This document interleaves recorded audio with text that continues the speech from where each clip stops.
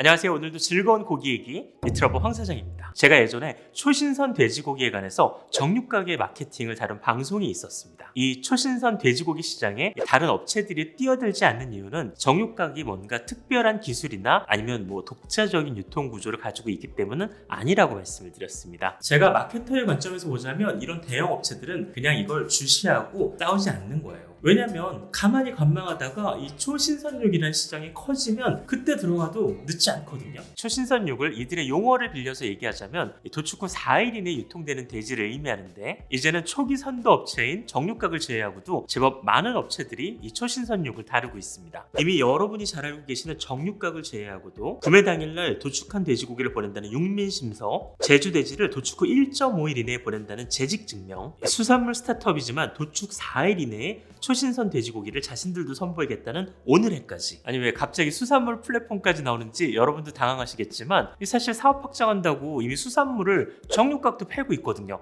가만히 있다가는 밥그릇 뺏기게 생겼으니까 충분히 이해합니다. 자, 이렇게 되면 초신선육이라는 키워드는 정육각만 가져가는 게 아니기 때문에 아무래도 좀 상황이 재밌게 되는데, 주의 깊게 볼 만한 관전 포인트가 하나 있습니다. 바로 정육각 같은 경우는 선진 포크를 사용하고 있고, 육민심서 같은 경우는 포크밸리를 사용한다는 점입니다. 이 두 업체 모두 자신들의 브랜드를 만들어서 유통을 하고 있는데, 결과적으로는 대형 업체에 공급을 의존하고 있는 상황인 겁니다. 그렇다면 여기서 궁금한 점이 하나 생길 수 있잖아요. 아니 이 업체들보다 더 큰 업체인 이 선진포크와 포크밸리가 자체적으로 뛰어들지 않고 있냐는 거죠. 쉽게 가볼게요. 여러분, 정육각이 팔고 있는 한 해 매출의 단위는 100억 단위라고 보시면 돼요. 그러면 납품을 하는 선진포크는 얼마 단위로 판매를 할까요? 500억? 1000억? 아닙니다. 조 단위로 판매를 하는 정말 정육시장의 빅브라더입니다. 이 선진포크 같은 경우 모회사가 하림이라면 이 포크밸리의 모회사는 부경양돈입니다. 여러분 많이 들어보신 적은 없을 텐데, 이 부경양돈의 금융자산은 한 어느 정도 될까요?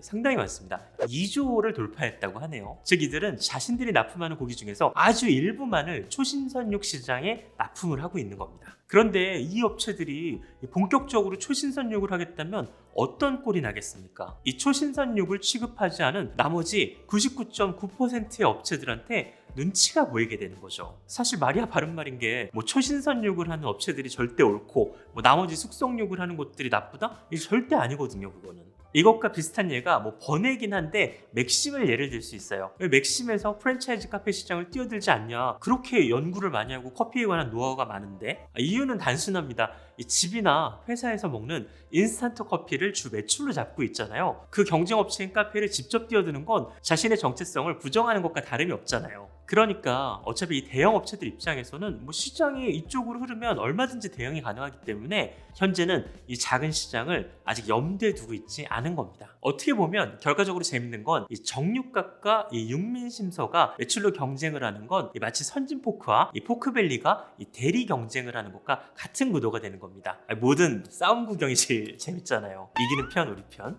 대기업도 이 시장을 주목하고 있는 게, 이 금천미트를 운영하는 동원에서는 이미 더 신선 정육이라는 브랜드를 런칭해서 이 돼지 잡는 날 등의 네이밍으로 이 동원몰에서 신선육을 판매하고 있습니다. 이 몇몇 대형 업체들 역시도 이 초신선육 시장이 진입 장벽이 생각보다 높지 않기 때문에 이 호시탐탐 염두에 두고 있다라는 얘기도 들었습니다. 그러다 보니까 이 다급해진 건 정육각이에요. 이 초신선 키워드를 확장하기 위해서 어쩔 수 없이 수산물도 손을 대고 이유식까지 손을 댑니다. 어쨌거나 시장의 선두이기도 하고 이미 투자를 많이 받았기 때문에 빨리 확장하는 모습을 보여줄 수밖에 없는 겁니다. 여러분, 막상 초신선육이라고 하는데 사실 도축하고 4일 이내에 온다는 것 자체가 이미 그 과정에서 숙성이 되고 있다는 겁니다. 그렇기 때문에 정말 갓 잡은 것 아닌 이상은 여러분은 사실상 신선육이라고 하는 숙성육을 드시고 계신 거예요. 신선육은 신선육대로의 분명히 풍미가 따로 있어요. 이게 숙성육의 풍미하고 비교해서 어떠냐고 물으면 이 부분은 약간 취향 문제라고 볼 수 있습니다. 사실 여러분,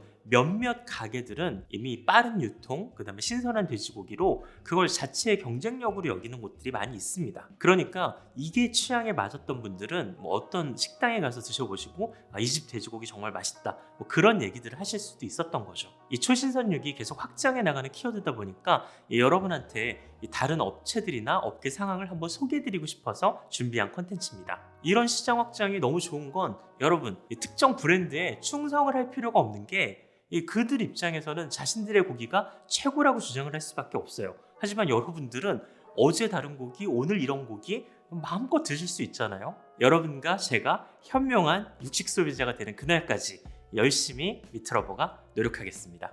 감사합니다.